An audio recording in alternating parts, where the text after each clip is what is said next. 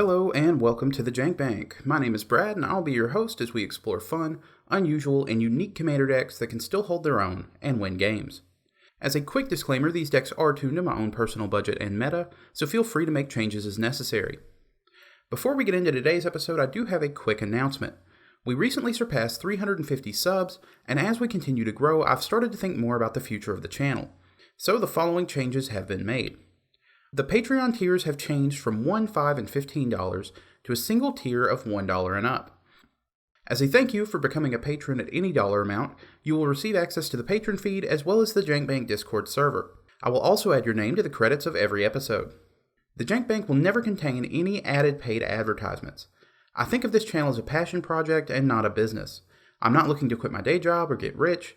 I simply enjoy building and showcasing these decks for you all, and I want as little in the way of that as possible. Lastly, I want to say that these changes have not been made to disparage or put down any other channel. There is nothing wrong with wanting your hard work and effort to be profitable, and every channel has different financial needs. With that out of the way, let's move on to the deck. Today's deck is a royal affair I'm calling Hail to the King. The commander for this deck is Kenrith the Returned King, a 5/5 human noble for 4 and a white.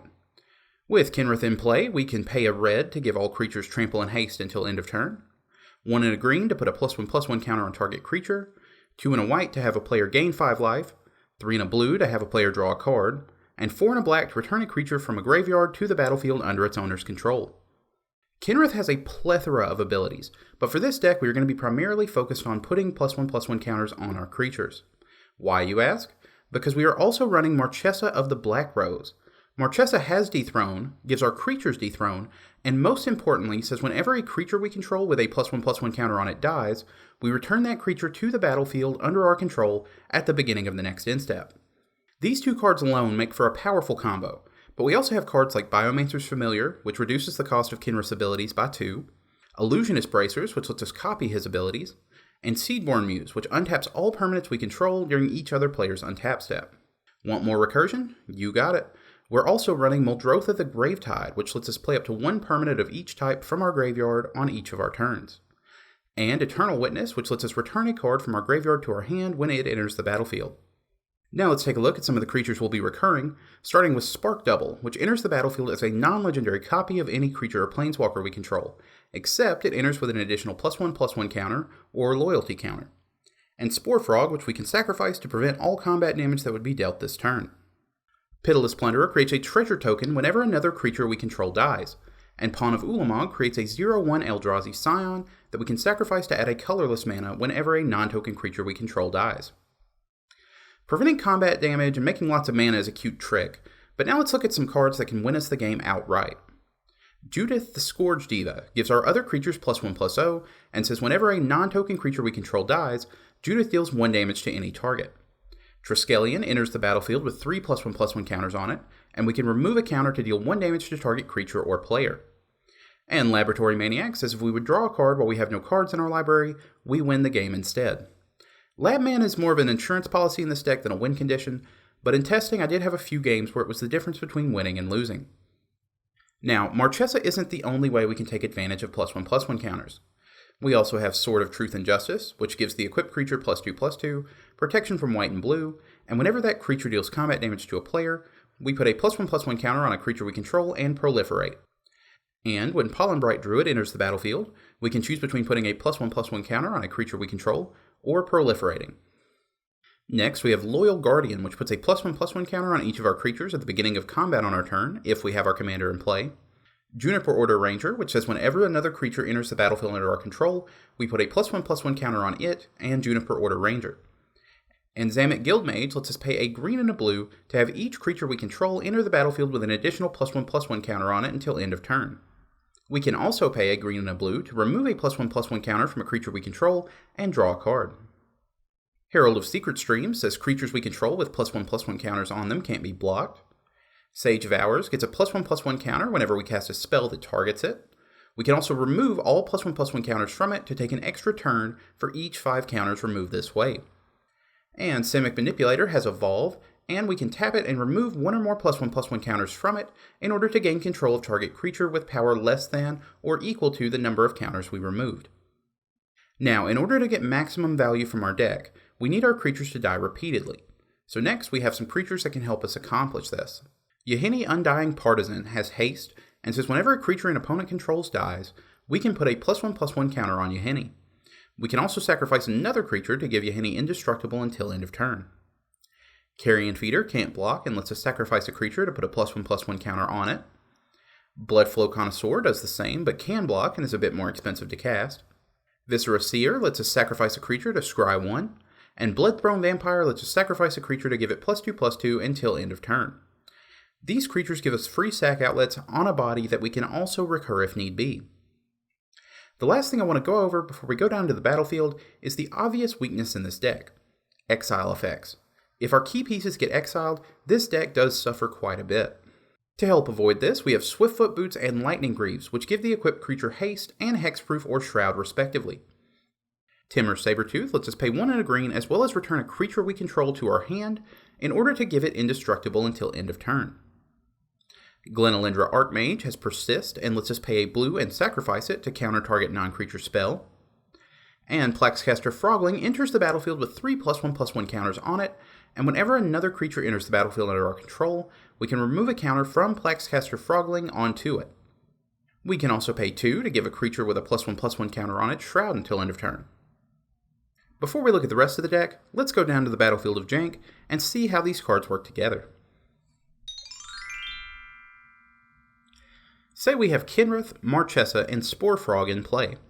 Well, when an opponent attacks us, we can use Kinrith's ability to put a +1/+1 counter on Sporefrog and sacrifice it to prevent the damage. Then, at end of turn, Marchesa brings Sporefrog back so we can do it all over again. Combine this with Pitiless Plunderer and Biomancer's Familiar, and now, every time we sacrifice Sporefrog, we make a treasure token. We can then sacrifice to put a +1/+1 counter on Sporefrog using Kinrith's ability after it comes back at end of turn. Now add in Judith, and we are dealing 1 damage to any target every time we sacrifice Sporefrog. Over the course of the game, we can keep building our board and using our other creatures and free sack outlets to generate an insane amount of value. The engine isn't just for dealing damage, though. It extends into every aspect of this deck. Let's take a look at how, starting with the ramp. First, we have Cultivate and Kadama's Reach, each of which let us search our library for up to 2 lands, put 1 into our hand, and the other onto the battlefield tapped. Next, we have Chromatic Lantern, which taps for any color and allows all of our lands to do the same, and Smothering Tithe, which creates a treasure whenever an opponent draws a card unless they pay 2. Fertilid enters the battlefield with 2 +1/+1 counters on it. We can pay 1 and a green and remove a counter to search our library for a basic land and put it onto the battlefield tapped. When Solemn Simulacrum enters the battlefield, we can search our library for a basic land and put it onto the battlefield tapped. Then, when it dies, we can draw a card. And we can sacrifice Sakura Tribe Elder to search our library for a basic land and put it onto the battlefield tapped. When Yavimaya Elder dies, we search our library for up to 2 basic lands and put them into our hand. We can also pay 2 and sacrifice Yavimaya Elder to draw a card. And when Farhaven Elf enters the battlefield, we can search our library for a basic land and put it onto the battlefield tapped. Incubation Druid taps for a mana of any color that a land we control could produce, but if it has a +1/+1 counter on it, it taps for 3 mana of that type instead. We can also pay 3 and 2 green to put 3 +1/+1 counters on it. And we can pay 3 and sacrifice Burnish Heart to search our library for up to 2 basic lands and put them onto the battlefield tapped. You'll notice the ramp for this deck is very creature heavy, so that we can throw them into our value engine and ideally pull all of the basic lands out of our deck. Now, Kinrith can draw us cards, but it's not exactly mana efficient, so let's take a look at how we're going to keep a full grip of cards with Draw Power. Skullclamp gives the equipped creature +1/-1, and when that creature dies, we draw 2 cards. Baleful Strix lets us draw a card when it enters the battlefield, and when Muldrifter enters the battlefield, we draw 2 cards. Phyrexian Arena lets us draw a card at the beginning of our upkeep for the low cost of 1 life.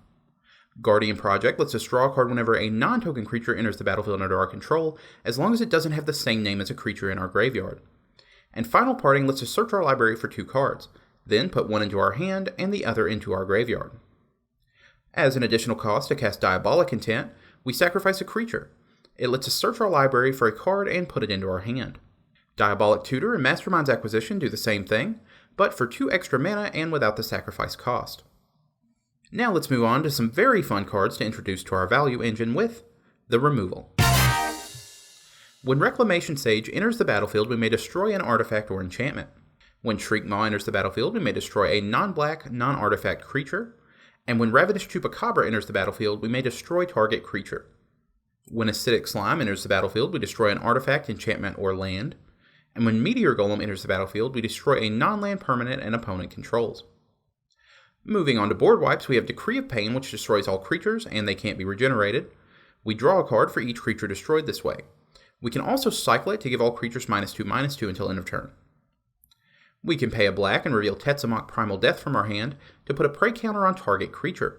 Then, when Tetzimoc enters the battlefield, we destroy each creature our opponents control with a prey counter on them. And Blasphemous Act costs 1 less to cast for each creature on the battlefield and deals 13 damage to each creature. In Garruk's Wake destroys all creatures and planeswalkers we don't control.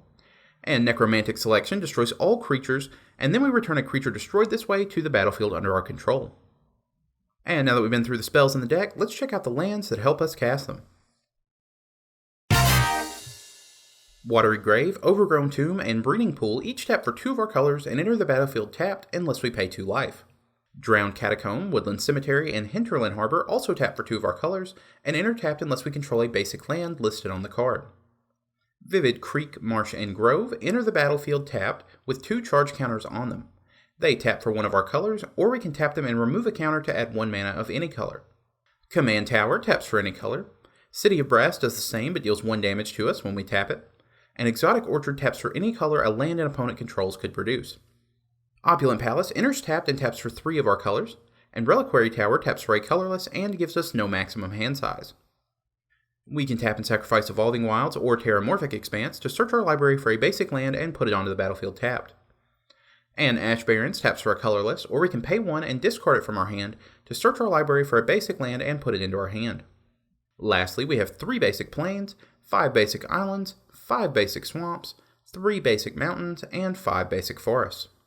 And that's going to do it for this week's deck, but I'd love to hear your thoughts on it, so please let me know in the comments below. We will be back in 2 weeks with a brand new deck, so if you enjoyed this episode, be sure to like, subscribe, and hit the notification bell to stay up to date on all the latest episodes. You can follow us on social media to see how the next deck is coming along, links to which are in the description below. If you would like to support the channel directly, you can do so by becoming a patron. Patrons of $1 or more receive access to the patron feed and Jank Bank Discord server. All patrons will also have their name in the credits of every video. I'd also like to say a quick thanks to everyone who has subscribed and left feedback so far, and a very big thanks to our patron, Walton Shelby Rollins.